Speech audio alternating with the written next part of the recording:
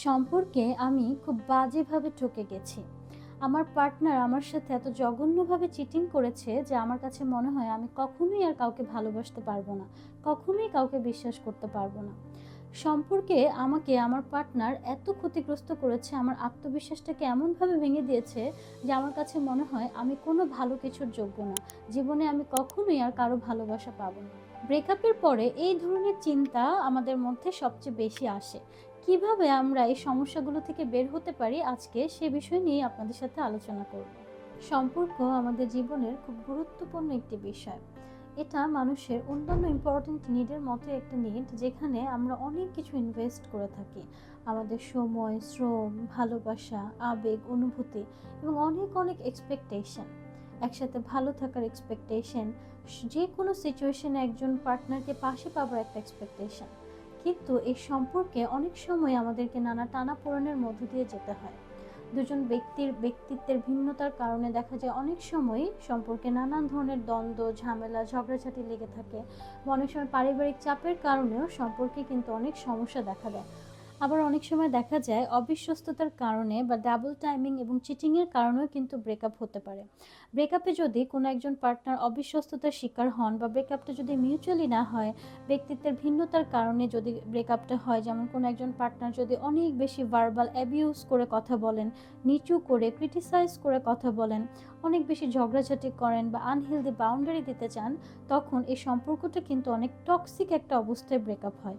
এবং যিনি এই টক্সিক পরিস্থিতির শিকার হন, তার জন্য কিন্তু এই ব্রেকআপটা খুব ট্রমাটিক একটা ইভেন্ট হয়ে দাঁড়ায়। দেখা যায় যে এই ব্রেকআপের পরে একজন ব্যক্তি অনেক বেশি ডিপ্রেশনে চলে যেতে পারেন। তার আত্মবিশ্বাস অনেক কমে যায়। তিনি যে ক্রিটিসাইজের শিকার হয়েছেন বা যে অপমানের শিকার হয়েছেন সম্পর্কে, সেগুলোই তার কোর বিলিফ হয়ে যায়। তিনি তার রেগুলার কাজকর্মে মনোযোগ দিতে পারেন না বা আগ্রহ হারিয়ে ফেলেন। তিনি তার ব্যক্তিগত জীবনে রেগুলার হতে পারেন না। তার খাওয়া দাওয়া, কাজকর্ম, পড়াশোনা সবকিছুই খুব অর্থহীন মনে হয়। তার ভেতরে যে ভালো দিকগুলো ছিল বা তার অতীতে যে ভালো অর্জনগুলো ছিল, সেগুলোও তিনি উপলব্ধি করতে পারেন না এবং নিজেকে সে খুব ছোট মনে করেন, খুব গুটিয়ে নেন। অনেকের ক্ষেত্রে আবার এটা দেখা যায় যে একটা ট্রমা হয়ে যায়। নতুন করে কাউকে বিশ্বাস করা বা কারোর সাথে নতুন করে সম্পর্কে যাওয়া, এই জিনিসগুলো তার কাছে খুব অসম্ভব মনে হয়। অনেকের ক্ষেত্রে আবার এটাও দেখা যায় যে তারা এই ট্রমাটার সাথে কোপ করতে না পেরে কিছু নেতিবাচক সিদ্ধান্ত নিয়ে ফেলেন। যেমন নেশাগ্রস্ত হয়ে যাওয়া বা নেশা জাতীয় দ্রব্য ব্যবহার করা, বা দেখা যায় যে অনেকে সেলফ হার্ম বা সুইসাইডের মতো সিদ্ধান্তও নেয় এবং মনে করে যে কষ্টটা তার পক্ষে সহ্য করা সম্ভব না, তার চেয়ে সবকিছু শেষ করে দেয় ভালো। অনেকে আবার নিজেকে খুব গুটিয়ে নেয়, খুব সোশ্যালাইজ করতে পারে না এবং একাকিত্বের মধ্যে দিন কাটাতে থাকে। তো এই যে নেতিবাচক সিদ্ধান্তগুলো যে তিনি নিচ্ছেন, এতে করে কিন্তু তিনি নিজের সবচেয়ে বেশি ক্ষতি করছেন। ব্রেকআপের কষ্ট থেকে বের হওয়ার জন্য আমরা 5টি বিষয় মাথায় রাখতে পারি। প্রথমেই হচ্ছে অ্যাকসেপ্টেন্স।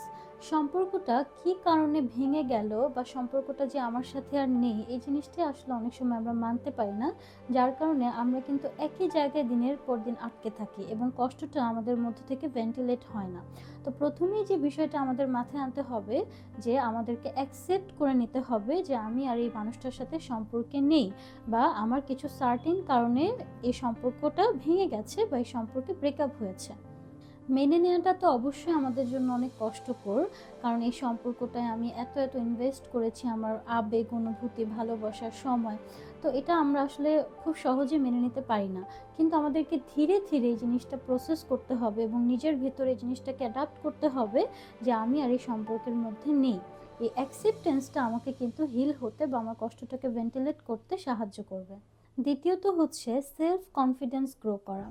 সম্পর্ক ভেঙে যাওয়ার কারণে আমাদের সবচেয়ে বেশি যে ক্ষতিটা হয়, সেটা হচ্ছে আমাদের আত্মবিশ্বাস ভেঙে যায়। নিজেকে ছোট মনে হতে থাকে, বা আমি যে একটা ভালো সম্পর্ক ডিজার্ভ করি, আবার পুনরায় একটা ভালো সম্পর্কে যেতে পারি, বা আমারও যে কিছু ভালো দিক রয়েছে, সেই জিনিসগুলো কিন্তু নষ্ট হয়ে যায়। তাই এই জিনিসগুলোকে ধীরে ধীরে আবার গ্রো করা, আমি একজন ইন্ডিভিজুয়াল পার্সন হিসেবে কেমন ছিলাম, আমার কি কি গুণাবলী ছিল, আমি কি কি ভালো কাজ করেছি এবং কি কি কাজ আমি করতে পারি, সেই জিনিসগুলোকে পুনরায় অনুধাবন করা এবং সেই জিনিসগুলোকে পুনরায় আবার করার চেষ্টা করা। এতে করে যেটা হবে যে আমি আমার রেগুলার লাইফে আবার হচ্ছে একটু একটু করে কাজ শুরু করতে পারবো এবং আমার সেলফ কনফিডেন্সটা আস্তে আস্তে বাড়তে থাকবে। তৃতীয়ত হচ্ছে এরিয়া অফ ইন্টারেস্ট রিভিল করা।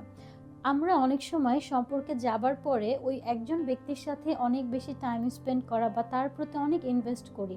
যার ফলে আমাদের যে কিছু পছন্দের কাজ বা পছন্দের ব্যক্তি থাকে যাদের সাথে আমরা সম্পর্কে যাবার আগে হয়তো অনেক সময় কাটাতাম, অনেক ভালো সময় পার করতাম, সেই জিনিসগুলো হয়তো অনেক সময় আমাদের মিস হয়ে যায়। তো সম্পর্কে ব্রেকআপ হবার পরে আমরা যে একা হয়ে যাই তখন এই সময়টাতে আমরা আবার আমাদের ওই ইন্টারেস্টের জায়গাগুলোকে রিভিল করতে পারি, যে আমি আগে কি করতে পছন্দ করতাম বা আমি একজন মানুষ হিসেবে আগে কোন জিনিসগুলো করতে ভালোবাসতাম, কিভাবে আমি আমার ভালো সময় কাটাতাম, আমার ভালো বন্ধু কারা আছেন, তাদেরকে আবার আস্তে আস্তে নেটওয়ার্কিংয়ের মধ্যে নিয়ে আসা বা তাদের সাথে সময় কাটানোর চেষ্টা আমরা করতে পারি। চতুর্থ হচ্ছে পজিটিভ বিলিভ রিকনস্ট্রাকশন। ব্রেকআপের পরে দেখা যায় আমাদের মধ্যে কিছু নেগেটিভ থিঙ্কিং চলে আসে। অনেকে অনেক হীনমন্যতায় ভুগতে পারেন বা অনেকের কাছে মনে হয় যে হ্যাঁ, আমি বোধহয় আর কখনো কাউকে বিশ্বাস করতে পারবো না বা আমি কখনোই আর কোনো ভালো সম্পর্কে যেতে পারবো না। তো আমাদেরকে একটু আইডেন্টিফাই করতে হবে যে আমাদের মধ্যে কি ব্রেকআপের পরে এ ধরনের কোনো নেগেটিভ থিঙ্কিং চলে এসেছে কিনা। তাহলে সেগুলোকে আইডেন্টিফাই করে কিন্তু আমাদের ওই নেগেটিভ থিঙ্কিংগুলোকে কীভাবে আমরা অল্টার করে আবার পজিটিভ থিঙ্কিংয়ে যেতে পারি, পজিটিভ বিলিফ নিজের মধ্যে এস্টাবলিশ করতে পারি, সেটা নিয়ে আমরা একটু কাজ করতে পারি। পঞ্চম পয়েন্টটি হচ্ছে সোশ্যালাইজেশন। সোশ্যালাইজেশনের মাধ্যমে আমরা আমাদের মনের কষ্টগুলো কারোর সাথে শেয়ার করে একটু হালকা হতে পারি। এক্ষেত্রে আমরা যেটা করতে পারি যে আমরা একটু চিন্তা করব যে আমাদের আশেপাশে এমন কারা আছেন যারা আমাদেরকে বোঝে বা আমাদের কষ্টের সময় সাপোর্ট হতে পারে বা কাদের সাথে আমাদের অপিনিয়ন ম্যাচ করে। এটা হতে পারে আমার পরিবারের থেকে কেউ, আমার কাছের কোনো বন্ধু বা এমন কেউ যার সাথে আমি কথা বলে খুব কমফোর্টেবল ফিল করি। এরকম কারোর সাথে আপনি যদি আপনার কথাগুলো শেয়ার করতে পারেন তাহলে এটা আপনাকে হিল হতে অনেক সাহায্য করবে। কারণ ব্রেকআপের কষ্ট থেকে মুক্তি পাওয়ার অনেক বড় একটা হিলিং পয়েন্ট কিন্তু ভেন্টিলেশন। আপনি যদি এরকম আশেপাশে কাউকে না পান শেয়ার করার মতো, তাহলে আপনি একজন কাউন্সিলরের কাছেও এই বিষয়গুলো নিয়ে শেয়ার করতে পারেন। এটা যে এতে যেটা হবে যে কাউন্সিলর খুব সুন্দরভাবে আপনার মধ্যে ব্রেকআপের ফলে কী কী নেগেটিভ থিঙ্কিং কাজ করছে বা আপনার কোথায় কাজ করা দরকার সে বিষয়ে আপনাকে সাহায্য করতে পারে। তাই ব্রেকআপের কষ্ট থেকে বের হওয়ার জন্য কাউন্সেলিং কিন্তু আপনার জন্য অনেক বড় একটা হেল্পের ওয়ে হতে পারে।